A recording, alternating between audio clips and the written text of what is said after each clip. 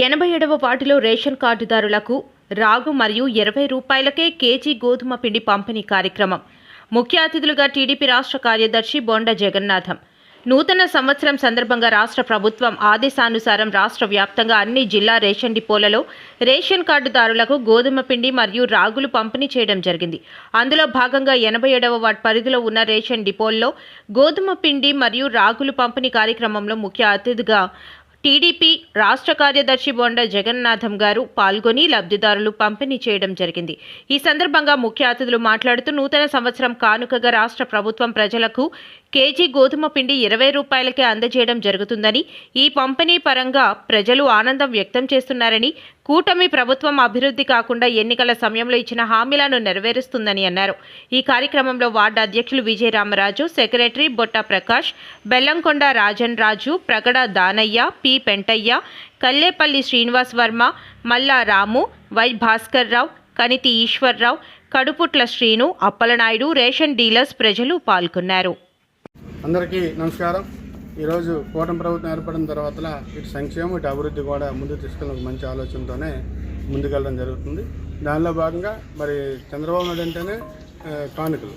మరి గతంలో సంక్రాంతి సంబరాలు కానీ, సంక్రాంతి కానుకలు కానీ, క్రిస్మస్ కానుకలు కానీ, అలాగే ముస్లిమ్స్ కూడా తోపా కూడా ఇచ్చేవాళ్ళం జరిగేది.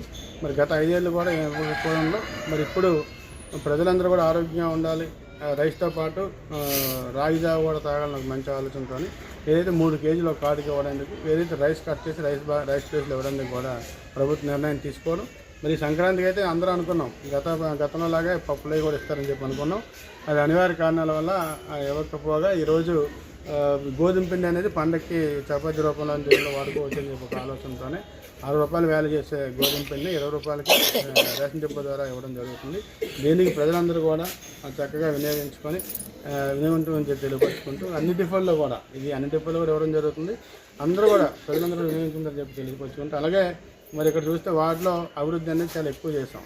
ఇప్పుడు వార్డు గవర్నమెంట్ 10 కోట్లు చేస్తే కేవలం ఈ 15 నెలల్లోనే 26 కోట్లు అభివృద్ధి. ప్రధాన గడ్డ, ఈ గడ్డ అనేది ఎవరు చేయరు. అది చాలా సాహసం. అయినా సరే ప్రభుత్వం మరి ముందుకు రావడం, మా సహకారం అందరూ కూడా ప్రజలందరి సహకారంతో ప్రయత్నంతో 14 కోట్ల రూపాయలతో ప్రధాన గడ్డ కానీ, main road Vallapudi percent Gandhi Bhavan వరకు రోడ్డు 17 కోట్లు. దాంతోపాటు స్పోర్ట్స్ కాంప్లెక్స్ ఇక్కడ ఉత్తరాంధ్ర మన వార్డులోనే పెద్ద 4 ఎకరాల 50 సెంట్ల స్థలం ఉంటే దాన్ని చుట్టూ walking track, open gym, children equipment ఏర్పాటు చేసి ప్రజలకు అంకితం త్వరలో సంక్రాంతి సంబరాలు కూడా చేయడం జరుగుతుంది. అనేకమైనవి ఇక్కడ కమ్యూనిటీలు కానీ, అలాగే అన్ని వార్డు అంతా కూడా 5 కోట్ల రూపాయలతో ఈ మధ్యకాలం కమ్యూనిటీలు రోడ్లు కాలు కూడా వేయడం జరిగింది. అలాగే ఇటు సంక్షేమ అభివృద్ధిని కూడా తీసుకెళ్తున్నందుకు ప్రభుత్వానికి అందరికీ అటు పవన్ కళ్యాణ్ గారు కానీ, అలాగే చంద్రబాబు నాయుడు గారిని, లోకేష్ గారికి కానీ ప్రత్యేక ధన్యవాదాలు తెలియపరుచుకుంటూ సెలవు తీసుకుంటున్నాను.